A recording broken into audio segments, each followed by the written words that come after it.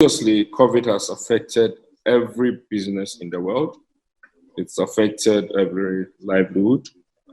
In the first place, if I will narrow down to my club, Phar, uh, we are a club that are normally in camp throughout the year.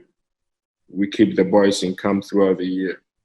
When the pandemic broke and it started here in Ghana, our initial position was to keep the boys in camp because we felt that that would have enabled us to monitor them and kept them safe. Because if you release boys to go home, you don't know where they'll be going, and we're not sure they were going to be able to protect themselves well. And it would have also meant that we have to provide them with PPEs, which increases cost, etc. The fact that we keep boys in camp also means that we feed them 24/7, aside the bonuses and the salaries that they are entitled to. So sending them home also meant that they were going to lose the daily feeding because some of these boys who play for us, we are all aware that do not come from very well-to-do homes. Some come from homes where feeding is quite difficult for the family, we must be honest.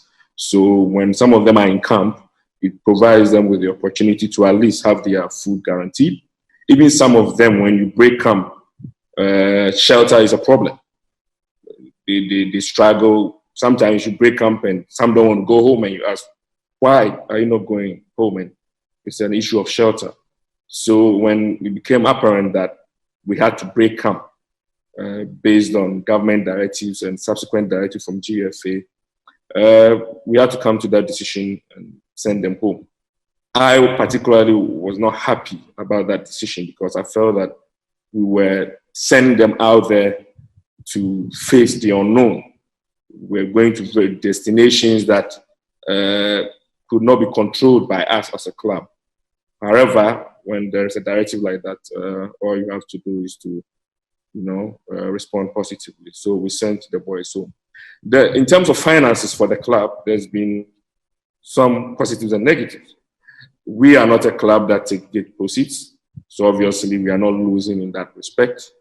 But we are a club that pays a lot on sponsorship and branding and marketing whilst the season is ongoing. We are able to show numbers of people. We collect videos of people who come to watch our games to be able to go to some institutions and say that, listen, we want to build our stadium.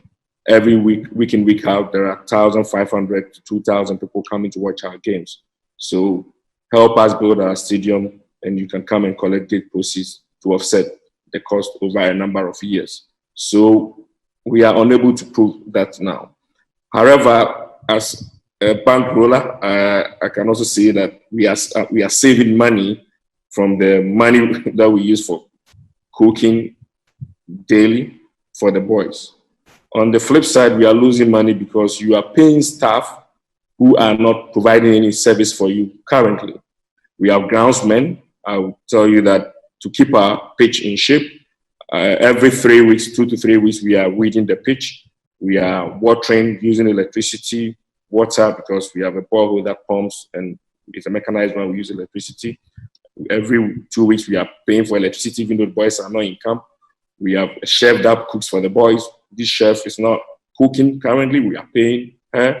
We have a driver we are paying who is not offering any service to us.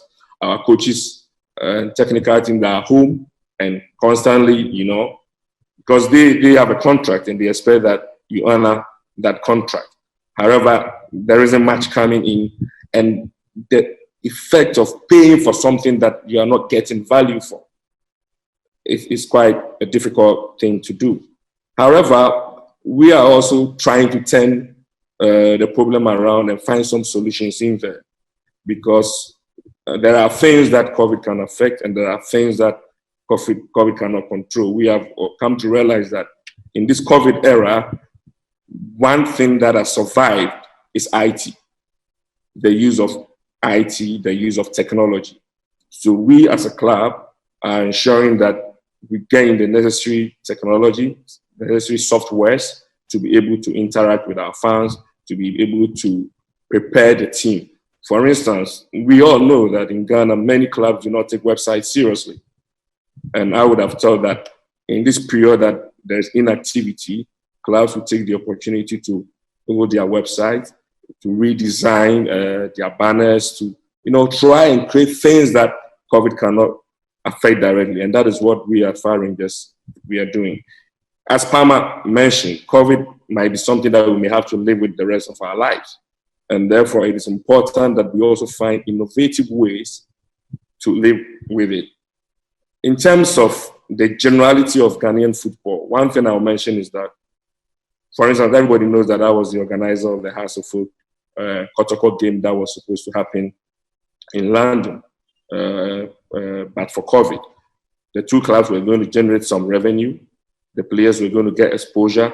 Ghana football in general was going to get exposure, and that would have trickled down to clubs at the lower echelons of the game. But due to COVID, that has been postponed until further notice. It's not looking like it's going to happen this year, considering what is happening in the world. So there, Kotoko and has lost revenue. Ghana football has lost revenue. Players have lost exposure. You understand? So it is important that we also plan post-COVID. My fear is that, as was rightly mentioned by Mr. Moore, corporate Ghana, just like any other industry worldwide, are struggling. Before COVID, we were struggling to raise the needed sponsorship. Post-COVID, with a financial downturn for most of these establishments, how are they going to respond to our financial requests? That means we as football people have to be extra innovative to be able to bring in revenue. And that will depend on whether we are able to come up with ideas and propositions that will inure to the benefit of corporate Ghana, for them to be able to say, we are coming on board to use your platform to bring our establishments to a level where it should be. At Phar Rangers, we are also taking the opportunity, speaking to investors, because COVID has also taught some investors that some businesses may not survive certain natural or man-made disasters. So at the moment, as football clubs, we have not lost our players. They are there, except that we are losing time. At Phar Rangers, we are preparing players for the international transfer market. As we speak, players who had reached their peak have had to be sent home.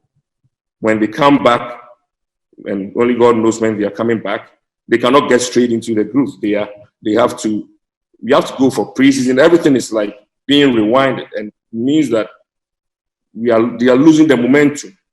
And everybody knows that in the life of a football, the life or the career span of a football player is twice as less as an ordinary person. If an ordinary person is going to have a career spanning 40 years, a footballer is between 10 years and 15 years.